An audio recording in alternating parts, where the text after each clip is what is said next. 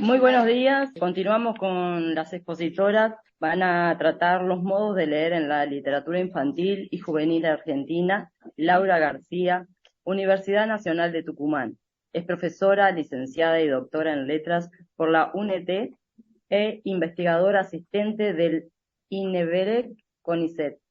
Es jefa de trabajos prácticos en la materia electiva de introducción a la investigación literaria de la carrera de letras y desde 2019 dicta la materia optativa Literatura Infantil y Juvenil en la Facultad de Filosofía y Letras de la UNT.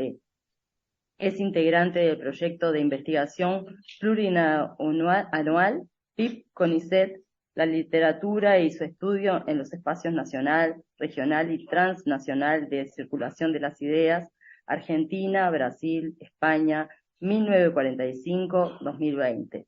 Es docente del Seminario de Metodología de la Investigación Literaria en la Maestría de Literatura para Niños de la Universidad Nacional de Rosario.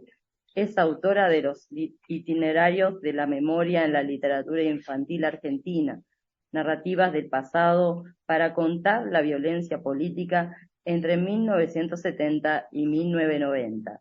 Su libro fue premiado en la categoría Producción Teórica por la Asociación de Literatura Infantil y Juvenil de la Argentina, ALIJA. Por eso integra la lista de los destacados ALIJA IBI 2020-2021. Es integrante y fundadora junto con colegas de materias afines de las universidades públicas de Córdoba, Mar del Plata y Río Negro de Tapiz. Red de Investigación de Literatura para Niños, Niñas y Jóvenes.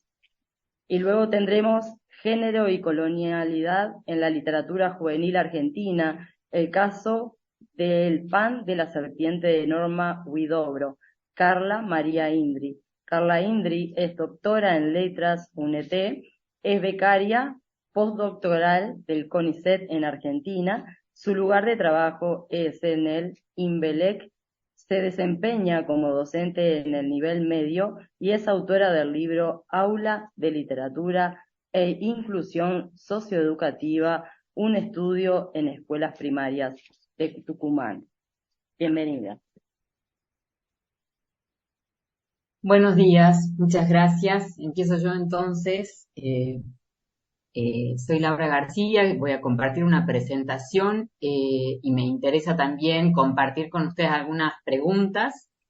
Eh, Voy a compartir la presentación. Ahí dice que está compartiendo. Bueno, empiezo un poco con la exposición. Yo quiero contarles que he pensado esta exposición a partir de una serie de preguntas que son las preguntas que también planteo en las materias que dicto en Introducción a la Investigación Literaria y en Literatura Infantil y Juvenil. Estas preguntas también entran en diálogo con lo que se venía hablando un poco a la mañana, ¿no? Con pensar algunas cuestiones sobre las prácticas de la lectura, sobre el lugar del mediador. Entonces, la primera pregunta de la que me interesa partir es instalar, ¿no? Esto, ¿no? Poder pensar qué categorías teóricas o críticas acompañan las prácticas de lectura de literatura y de investigaciones en el campo de la literatura infantil y juvenil. Y parto también para hacer estas preguntas de este texto de Graciela Montes e Isol, ¿no? Que se llama Había una vez. En este caso yo seleccioné una llave, pero es una colección que incluye Había una vez un barco, había una vez una casa, había una vez una nube, ¿no? Pensaba esta entrada por el cuento a partir de lo que implica una llave, ¿no? Y esa metáfora de poder pensar las categorías también como llaves a las que uno entra a la teoría, entra a la crítica y entra a los libros, ¿no? Las llaves abren distintas puertas, no son todas iguales, ¿no? No se parecen entre sí. Bueno, este texto de los 90, de 1990, nos va a acompañar para pensar estas preguntas, ¿no? Y pensaba que esas categorías frecuentes En las prácticas suelen ser las de intertextualidad, las de literatura, ¿no? El concepto de campo literario para pensar en la crítica, en esa relación con el campo editorial, las disputas entre el canon y el corpus para la selección de los textos, ¿no? Para configurar una investigación literaria con respecto a estos objetos, ¿no? A estos textos, el concepto de lectura y de escritura, y también el concepto de comunidad. Retomo también en esta parte de nuevo a Graciela Montes, que fue referida en los textos, en las presentaciones anteriores, y que yo también voy a retomar en este trabajo, ¿no? En el caso de la literatura argentina para niños, María Delia Díaz Roner advierte que la operación de la crítica no consiste en hacer trasplantes teóricos de la literatura, sino en adoptar ciertas puestas conceptuales posibles para desarmar un producto discursivo y la receptividad específica. Entonces, hablar de las categorías también supone preguntarnos o pensar cómo funciona la teoría literaria, ¿no? Y en ese punto apelo a la propuesta de Analía Gerbaudo, que nos dice que la teoría viene a funcionar como una lupa, ¿no? Nos ayuda a analizar ciertos problemas, ciertas prácticas, ciertos recursos. En el campo de la literatura argentina para niños, niñas y jóvenes se cruzan la originalidad de lo estético con la preocupación por responder a la pregunta sobre cómo se configura el imaginario de los lectores, ¿no? En la crítica, en las categorías críticas de fines de los 80 y los 90, podemos ver algunas muestras de ese ejercicio, ¿no? Antes nombraban el texto de la frontera indómita, la categoría de la frontera indómita. Yo quiero hacer referencia también a esa categoría, recuperarla, la de intrusiones, que corresponde a María Delia Díaz Roner, para pensar aquellos criterios, ¿no? Que interfieren, ¿no? Que se entrometen en la selección de textos, ¿no? Cuando hay que seleccionar algunos libros y qué criterios pesan en esa búsqueda, ¿no? Ella habla de la intrusión, una primera intrusión que es la de la psicología evolutiva, particularmente esta clasificación por edades, ¿no? Para pensar en el público. Otra intrusión, la de la pedagogía y sus excesos, ¿no? Y lo que también planteaban al principio, esta cuestión de la moral, que también pesa sobre la selección de los textos, el tema de los mensajes, ¿no? Bueno, ahí la tensión con la fábula como un género en particular. Otra categoría crítica que es central del campo es la del corral de la infancia, ¿no? Que representa esa tensión o parte de esa tensión entre realidad y fantasía, y que le permite al adulto ejercer como un tranquilo control sobre esas lecturas, sobre la selección, ¿no? Y como nos muestra Graciela Montes en ese texto, sabemos que está esta dualidad. El corral protege el lobo, pero también encierra. Entonces ahí, en ese cruce, la posibilidad de pensar y de reflexionar sobre las decisiones de lectura y la selección. La otra categoría es la frontera indómita, que como decía ya mencionaron también, que habla de ese espacio entre una afuera y una adentro, y apunta particularmente a la experiencia, ¿no? De las distintas manifestaciones artísticas, haciendo bien la literatura, pero pensando también en esa dimensión lúdica de la cultura. Como vemos, estas tres categorías muestran a la literatura infantil como un territorio en disputa, con criterios en tensión con otras disciplinas, ¿no? Y la delimitación de un centro rector de los libros para chicos, que tienen que ver con el juego, con la apuesta por la imaginación y el vínculo con el lenguaje. Podríamos pensar una renovación de estas categorías o algunas categorías más recientes, ¿no? Dentro del campo argentino, como la de textoteca de Laura de Betach, o la categoría de lecturar de María Emilia López, y yo agregaría ahí la de nanointervenciones de la literatura y otras manifestaciones de la cultura de Analía Gerbaudo. En continuidad, con esta idea de adoptar categorías de la crítica o de la teoría que potencien las particularidades del campo, tomo la categoría de modos de leer de Josefina Ludmer, que es una crítica argentina, para mostrar algunas de las operaciones específicas de lectura que configuran el objeto de literatura infantil y juvenil como algo incómodo y en expansión, ¿no? Tomo de Ludmer esta primera clase que aparece publicada en ese libro que recopila sus clases del 85. Ese texto aparece en el 2015, ¿no? Y entonces ahí escuchamos directamente de la voz de Ludmer en una clase qué significa, ¿no? Qué piensa, qué entiende ella por este concepto de modos de leer, ¿no? Y cómo piensa la literatura. Dice, bueno, la literatura y este concepto van a dar cuenta de una disputa de sentidos y de interpretaciones y el poder de decir qué es literatura y qué no es literatura, ¿no? Los modos de leer son formas de acción, son cambiantes, son históricos, se enfrentan entre sí. Esta es una categoría que viene de otra categoría de la crítica cultural, que es modos de ver de John Berger, ¿no? Y entonces ahí lo que está planteando también es cómo estos modos de leer, estos modos de interpretar o de pensar la literatura tienen que estar siempre ligadas con otros modos, ¿no? Que se le oponen o con los que entran en disputa, con los que discuten. También en ese texto, y para introducir ese concepto, Josefina Ludmer nos dice que la teoría literaria no es neutral y el conocimiento tampoco. Y en ese punto plantea, ¿no?, esa función de las ciencias humanas, ¿no?, como la producción de ese conocimiento polémico y estratégico. Y me parece que eso es central para que pensemos la relación entre la investigación en esta zona de la literatura y esa relación con el resto de las humanidades.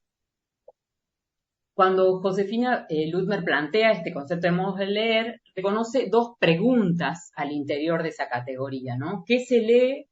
¿Qué sentido se da a eso que se lee? Y desde dónde se lee, ¿no? ¿Cómo se usa la literatura desde ciertos modos específicos de leer? Cuando ella responde qué se lee, nos dice que tiene que ver con el sentido material de los textos, ¿no? Entonces, uno cuando lee va a decir, se fija en el lenguaje, en las palabras, en los personajes, en las situaciones, en los relatos, en las descripciones, en los desplazamientos y demás. Y le puede atribuir o no sentidos, ¿no?, distintos significados a eso que uno lee. Un significado social, político, económico, estético, etc. ¿Desde dónde se lee? Apunta esta segunda pregunta a ese lugar real, imaginario, fantasiado del lector o del lector, de quien lee en la sociedad o del crítico en particular, ¿no? Y ella despliega ahí una serie de posiciones para pensar el lugar del crítico, ¿no? Como un juez o como alguien que contribuye o que forma parte de un circuito de consagración, ¿no? Podríamos pensar en los jurados de algunos concursos. El crítico como un intérprete, ¿no? Como un lector privilegiado, ¿no? Y plantea ahí distintas opciones.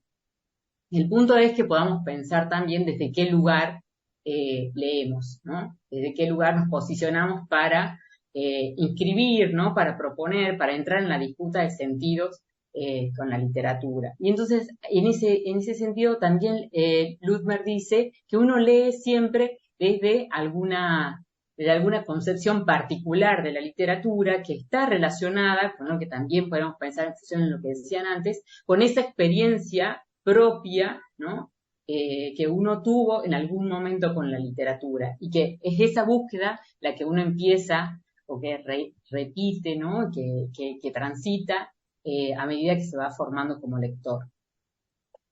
¿Cuáles serían los modos específicos de leer del campo de la literatura infantil y juvenil? Bueno, acá yo tengo algunas propuestas, ¿no? Traía este concepto de serie, que estaba más ligado también al campo editorial, ¿no? Y se trata de aquellos textos breves, protagonizados por un personaje clave, ¿no?, que despliega una serie de acciones o aventuras que conforman una serie de episodios. Yo ahí puse la imagen de Anita, que es la serie de un personaje de Graciela Montes, ¿no? Podríamos nombrar Tomasito de Graciela Cabal o muchos otros que también forman parte de esas primeras experiencias, ¿no? Como un recurso editorial para iniciar a los primeros lectores.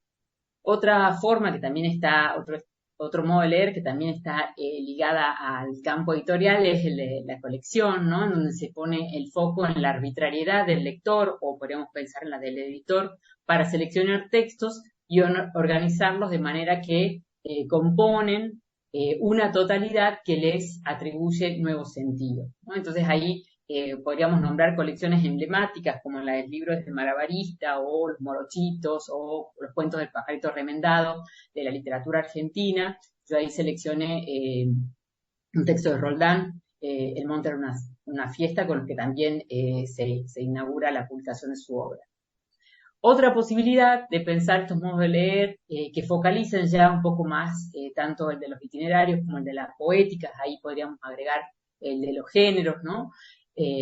Haciendo referencia a lo que decían de la poesía temprano, podríamos pensar que estos modos de leer están más próximos a la mirada del lector, a la experiencia del lector, ¿no? Entonces tenemos los itinerarios que nos permiten organizar lectura, focalizando en esa mirada del lector que rastrea un objeto, un personaje o un tema a través de las obras de distintos autores y va trazando un camino, un recorrido propio y va construyendo un sentido a lo largo de ese texto. Yo ahí, la foto que les propuse es la del itinerario que yo armé sobre los elefantes, como una posibilidad de contar la violencia política en la literatura infantil argentina, que está desplegada, desarrollada ahí en el libro que mencionaba en la presentación. Otra posibilidad es la de las poéticas de autor, ¿no? Por ejemplo, de esa manera yo vengo organizando estos 2 últimos años la materia optativa de literatura infantil y juvenil.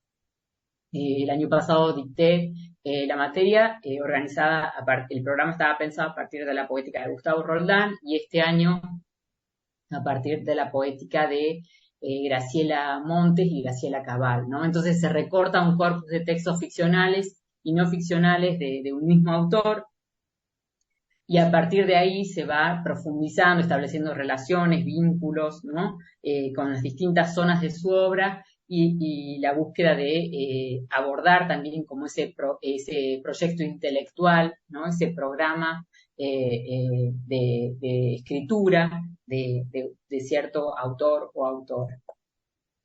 Otros modos de leer que están por ahí más próximos a lo que a mí me interesa proponer para la literatura juvenil y también para pensar o ir ampliando estos modos de leer en las fronteras, hacia las fronteras de América Latina, tienen que ver con los dispositivos para armar o las máquinas de lectura, en donde pensamos también esa posibilidad de leer los textos o de poner en diálogo algunos textos con otras prácticas, la literatura en relación con otras prácticas culturales, ¿no? Entonces, pensar a partir de algunos temas o ejes y proponer ahí recorridos que nos lleven a pensar bueno, en incorporar, por ejemplo, en el primer caso, cuentos, pero también algún cortometraje o alguna película.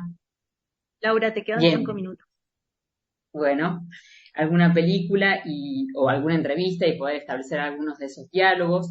La otra posibilidad es la que les planteaba para pensar la complejidad de la relación entre literatura e infancia en América Latina, ¿no? Y establecer las rondas como a partir de esa estructura reiterativa del género oral e ir pensando la complejidad de esa relación en relación con algunos ejes que propongo ahí. La idea entonces es poder pensar la pregunta que atraviesa entonces estas prácticas, ¿no? Estas categorías tienen que ver con reflexionar sobre la concepción de literatura que atraviesa nuestras prácticas, poder revisar ese sistema de creencias, dice Luthmer, y pensar también que esas concepciones de literatura no son individuales, sino que también son colectivas y entran en disputa con las normas de producción del sistema literario.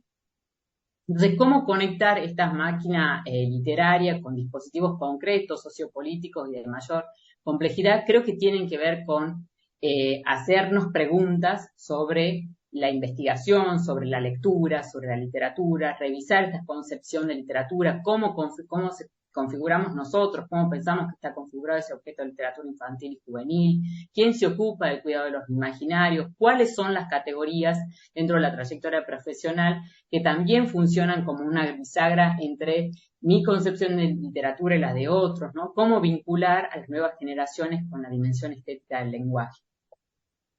Cierro con el cuento del principio, vuelvo a Había una vez una llave, y tomo esta escena en particular porque la protagonista de esa historia es una señora mayor que busca abrir puertas, ¿no? Que encuentra una llave en el piso y va buscando, recorre un lago, una montaña, va pasando por distintos lugares hasta que encuentra una casa y abre una puerta. Cuando abre esa puerta le esperan sus nietos. Entonces me gusta este cuento porque ella les entrega la llave y los nietos empiezan a realizar el mismo recorrido al revés, ¿no? Entonces creo que podemos pensar las lecturas de la crítica como llaves que abren puertas nos abren puertas a nosotros, pero también pueden abrir las puertas a otros. La literatura también viene a hacer eso, ¿no? Hay una variedad, una multiplicidad de lecturas, de llaves, de escrituras. Es necesario tomar una posición para asumir cierta línea y mantener esa continuidad, esa sistematicidad en el análisis, en el recorrido, profundizar en esas lecturas, ¿no? Y también reconocer que hay un mecanismo en el interior de ciertos dispositivos, como pasa en este cuento, poder pensar, en este caso es la circularidad, pero cuál es el mecanismo que nos permite interpelar a otros desde esa lectura con las categorías, ¿no?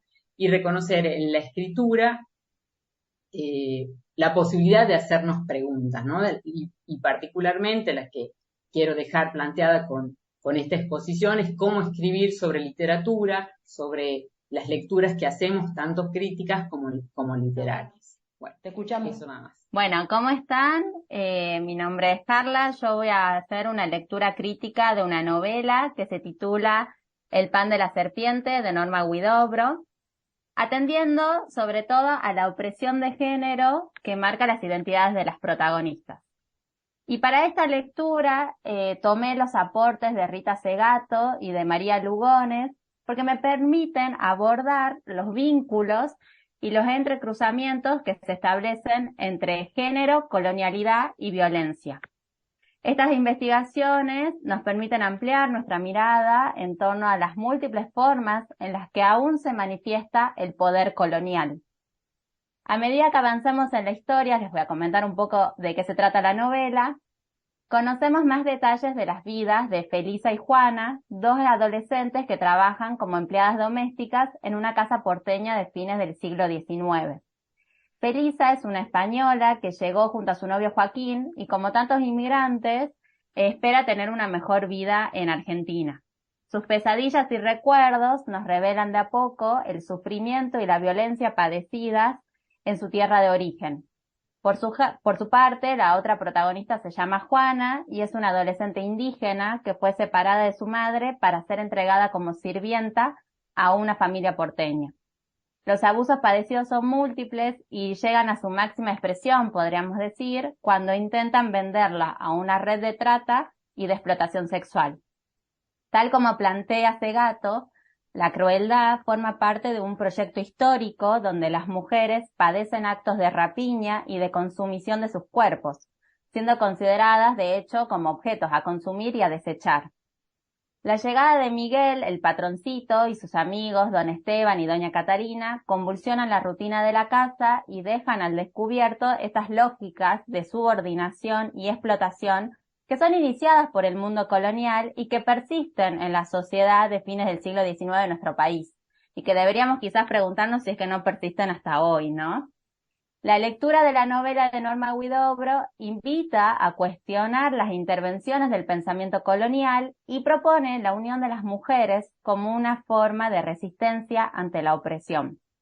La Casa de la Serpiente, que es el lugar donde se desarrollan las escenas más violentas, podríamos decirlo, es el nombre con el cual es conocido el hogar del matrimonio de Esteban y Catalina. Y Juana conoce este lugar porque su patrona, que es doña Mercedes, le ordena limpiar la casa de sus amigos.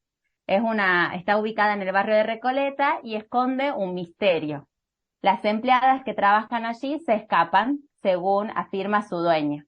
Pero lo más curioso aquí es que vemos en la novela que Juana dice ver a una de esas empleadas que supuestamente se escapó, dice verla en la casa, ¿no? Y después sí desaparece. Nuestra lectura de la trama es iluminada, como dije, por el cruce entre el pensamiento decolonial y la crítica al patriarcado. Tanto Rita Segato como María Lugones retoman los planteos de Aníbal Quijano para entender las relaciones de género en el marco de la historia colonial. Las relaciones de dominación impuestas por la conquista configuraron un patrón de poder en el cual hay una situación de inferioridad para los y las indígenas que además está justificada supuestamente desde la biología, ¿no? Y es en este proceso cuando se lleva adelante la articulación entre raza y trabajo, un vínculo presentado como una asociación natural que garantiza la dominación y la explotación. De este modo, las mercancías y ganancias de algunos sectores se deben al trabajo esclavo de los y las indígenas. El genocidio de los pueblos durante las primeras décadas de la colonización fue posteriormente reemplazado por una servidumbre no paga en casas de familia. Y en la novela se observa la persistencia de esta situación laboral, sobre todo en el caso de Juana, ¿no? Quien es separada violentamente de su madre y la adolescente crece trabajando para una familia porteña sin recibir un pago por ello. Quijano explica que la inferioridad racial implicaba que no eran dignos o dignas de un salario. Y la desigualdad, además, en este caso, en este personaje, es acrecentada por la variable de género, porque al ser mujer es una propiedad, no es la propiedad de otros, es un objeto que equivale a ser propiedad de otros. Entonces, vamos a ver escenas donde la sumisión es total, y se sugieren múltiples escenas de abuso sexual, por ejemplo, y Juana siempre aparece como aquella que tiene la obligación de cumplir con todas las órdenes y deseos de los señores de la casa, ¿no? Además, es interesante cómo los roles en la sociedad que representa el texto se construyen como casilleros rígidos, podríamos decir, porque hay una estratificación que no se cuestiona y que pareciera ser inalterable. Y estos rasgos nuevamente se reflejan con mayor claridad en este personaje, en el de Juana, donde el binarismo colonial, como lo dice Rita Segato, la posiciona siempre en el lugar del otro, femenino, no blanco, subdesarrollado, deficitario, ¿no? Y esto se ve en un diálogo, por ejemplo, en la novela que les voy a leer, que dice lo siguiente. Estas chinas son todas iguales, ¿a cuál más burra, por Dios?, dijo el señorito Miguel cuando Juana se fue. ¿Qué puedes pretender de los indios, Miguel? Por más que los tratemos como gente, nunca van a dejar de ser salvajes, dijo don Esteban, mientras los demás aprobaban el comentario moviendo la cabeza resignados. María Lugones, que es una de las teóricas que yo tomo, plantea que el pensamiento colonial concibe como bestias a aquellos que llamaron indios y negros, y al tratarse de seres inferiores que no tienen conocimientos, ni saberes, ni razón, pueden ser reducidos a instrumentos, ¿no? Y hay una dicotomía que aquí se hace evidente en esta parte de la novela, que es la dicotomía entre lo humano y lo no humano, ¿no? Lo cual es una dicotomía que permite también la destrucción de los otros, porque los otros no son humanos. Y de alguna manera este comentario de Esteban nos permite revela esa continuidad de la idea del poder colonial, donde los indios no son personas, ¿no? Entonces uno puede avanzar sobre ellos todo lo que quiera. En nuestro análisis yo lo que hago es detenerme en 3 capítulos, que voy a pasar rápidamente por la cuestión del tiempo, no quiero detenerme tanto, pero en estos 3 capítulos que tomo me parece que se revela la situación de intemperie de las mujeres y que sus cuerpos, los cuerpos femeninos, son concebidos como territorios explotables y vejables. Y cabe destacar que esta situación de desigualdad además es profundizada porque, como dije anteriormente, una de las protagonistas es una indígena y la otra es una inmigrante pobre, ¿no? Entonces, esas variables hacen aún más vulnerable la situación de estos personajes. Porque como sostiene Lugones, y aquí la quiero citar, todos y todas somos racializados y asignados a un género, pero no todos y todas somos dominados o victimizados por ese proceso. Entonces es también importante destacar todas estas variables que se van sumando y que ponen aún en una situación de mayor vulnerabilidad a ciertos personajes, ¿no? En el capítulo 3 de la novela, que se titula El silencio y los gritos, se toma la figura de Juana para hablar de la vida de las mujeres indígenas, las chinitas, como las llaman. Y una pregunta de Felisa sobre su familia llevan a Juana a pensar en su pasado. La narración se detiene en la falta de palabras para hablar de su vida, en la mirada y los gestos como únicos medios de expresión. Pero que su boca se obstine en el silencio, como se reprocha a la protagonista, se corresponde a una privación histórica. El proyecto colonial llevó adelante estrategias de destrucción y negación del otro, y una de las acciones fue el vaciamiento de la memoria de los pueblos. Lugones explica cómo la conquista y la colonia arrasaron con las prácticas, los saberes, las relaciones y los modos de comprender el universo de cada persona y de cada comunidad. Cito una parte de la novela. No tengo a nadie, habría querido decirle. Soy una india. ¿A quién voy a tener? Eso es algo que piensa Juana, ¿no? El personaje de Juana. Y esta reflexión lo que hace es mostrarnos la falta de una red de contención de una comunidad, pero además nos plantea que no se trata de una situación personal, individual de la protagonista, sino que el ser india equivale a no tener familia, ¿no? Además, en la novela, la autora, al comienzo, incluye una serie de epígrafes que nos sirven de alguna manera como de introducción, de preludio para pensar lo que posteriormente se desarrolla en la historia, en la trama. Uno de esos epígrafes se corresponde a Julio Argentino Roca, ¿no? En la cual habla de la civilización en contra de la barbarie y cómo hay que quebrar y dispersar esta raza, que serían los indios, para poder llegar a lograr la civilización.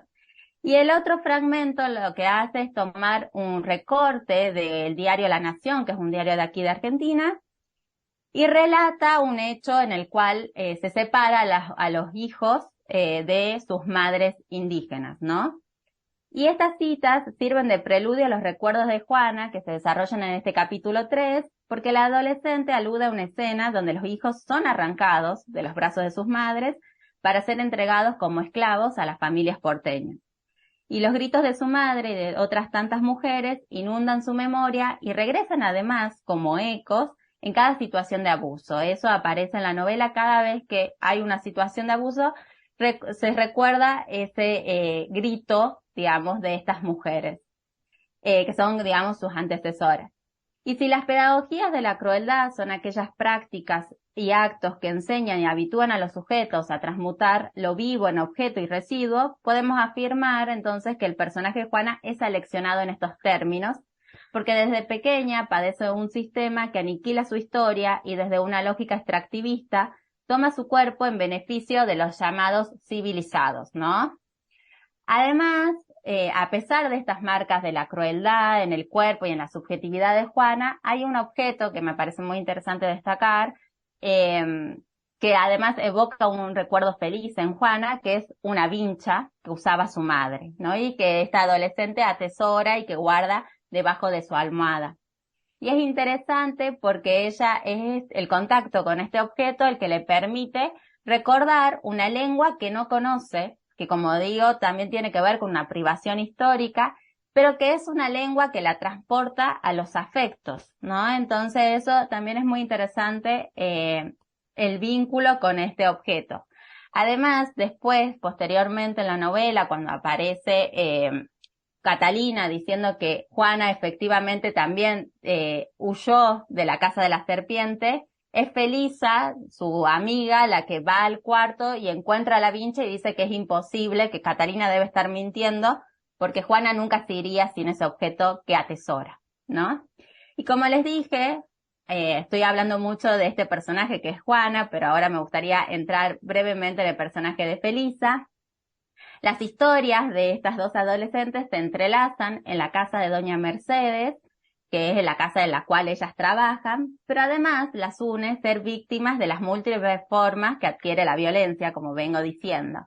Y las pesadillas de Felisa sugieren distintos padecimientos vividos en España, y su madrastra es la protagonista de esas escenas. También aparece un hombre que se llama Don Gaspar y que está vinculado al accidente de su pierna, en el cual Felisa queda renga después, ¿no? Y esas imágenes forman parte de lo que ella llama, Felisa, como la noche negra de su vida, y por eso también aparece este personaje con miedo a dormir, porque es en esos momentos del sueño donde le asaltan escenas de un pasado que ella quiere dejar atrás.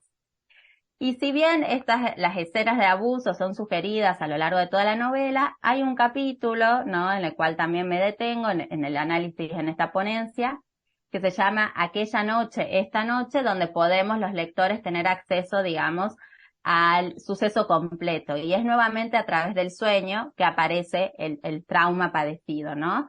Es Felisa, engañada por su madrastra, la que se dirige una noche en mula a buscar una bolsa de harina que le entregará Don Gaspar, y el encuentro con el hombre en realidad se trata de una transacción donde el objeto a intercambiar es el cuerpo de Felisa. De hecho, el personaje de Don Gaspar le dice que ya pagó por ella, ¿no? Y esa noche, que sucede cuando la protagonista tiene 12 años, no forma parte exclusivamente de su pasado, sino que el hecho se revive cada noche a través de las pesadillas. Por eso es interesante también revisar el título de este capítulo, que es Aquella noche, esta noche, con esa idea de una repetición continua de ese trauma, ¿no? Y aquí me quiero detener en otra cosa, en otro detalle, y es que en el acto ese depredador que padece Felisa, su madrastra tiene una responsabilidad absoluta, porque es ella quien la vende, quien negocia, ¿no?, con Don Gaspar por su cuerpo, y de alguna forma naturaliza la expropiación de la vida. Y Segato plantea que la explotación se relaciona directamente con un principio de crueldad que consiste en la disminución de la empatía de las personas. Que sea una mujer quien realiza esta acción revela que las leyes del mundo patriarcal y las pedagogías de la crueldad no son un dominio exclusivo de los hombres, y en ese caso, en ese sentido, podemos decir que la novela también muestra una complejidad de estas lógicas, ¿no? Su impregnancia en la sociedad, y también por eso la explotación puede ser encarnada en personajes femeninos como este. Y también otro detalle que me quiero detener en relación a esto es que desde la primera vez que la ve a Catalina, Felisa cree distinguir en ella a su madrastra.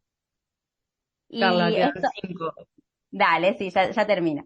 Y esto que parece una confusión, una ilusión de su mente, tiene razón en uno de los capítulos en los cuales me detengo en el análisis también, porque es Catalina la que mantiene cautiva a Juana en la Casa de la Serpiente y la que la va a vender a una red de trata, ¿no? Entonces, el misterio en torno a la desaparición o a las supuestas huidas de las empleadas en la Casa de la Serpiente encubría en realidad la venta de las mujeres. Y acá también nuevamente tomo a María Lugones para leer esta escena, porque ella plantea un vínculo interesante entre el colonialismo y el género. Y dice que, la cito, las mujeres blancas y las mujeres de color llevan vidas distintas. Que las mujeres blancas puedan vivir ciertas vidas se debe en parte a las vidas que tienen las otras mujeres, las de color. Entonces, esta reflexión de Lugones también me permite a mí pensar esta escena, y de alguna forma pienso que esta escena ya está en su máxima expresión, ¿no? Porque la fortuna y el bienestar de Catalina, que además es una mujer criolla, de clase alta, con una mirada eurocéntrica, ¿no?, es sostenido con las vidas de mujeres indígenas que son explotadas sexualmente y que ella misma vende junto a su marido. Bueno, ya para terminar, a lo largo de este trabajo lo que intenté hacer es poder analizar los vínculos entre género y colonialismo, ¿no? Y esto tiene que ver también, pensaba recién cuando la escuchaba a Laura, que esta novela que yo tomo forma parte de una colección que se llama Zona Libre, que es de la editorial Norma, ¿no? Y la vinculo a otra novela que yo analicé previamente en otro trabajo, que se llama Elisa, la rosa inesperada, Me parece interesante esta idea de los modos de leer que trae Laura, como para que lo sigamos después discutiendo. Y las vincula a estas dos novelas porque en ambas, tanto Elisa como aquí Felisa y Juana, logran escapar gracias a la ayuda de otra persona, ¿no? Gracias a la ayuda de una red de contención que se va construyendo a pesar de esta situación de vulnerabilidad extrema en la cual se encuentran las mujeres. Y esta posibilidad de estrechar lazos afectivos y de resistencia es la alternativa a un proyecto histórico que cosifica a las mujeres y explota sus cuerpos sin límites. Desde la narrativa juvenil se construyen relatos que ponen sobre la mesa estos temas, que complejizan la historia de las mujeres y las formas que adquiere la violencia en distintas épocas, porque además Elisa es es actual, es una novela que está ubicada en la época de los años 90 aquí en nuestro país. Y también dejo instalada esta pregunta que yo misma me planteo, si estos relatos, siguiendo a Segato, pueden considerarse parte de las contrapedagogías de la crueldad, ¿no? Nada más. Muchas gracias.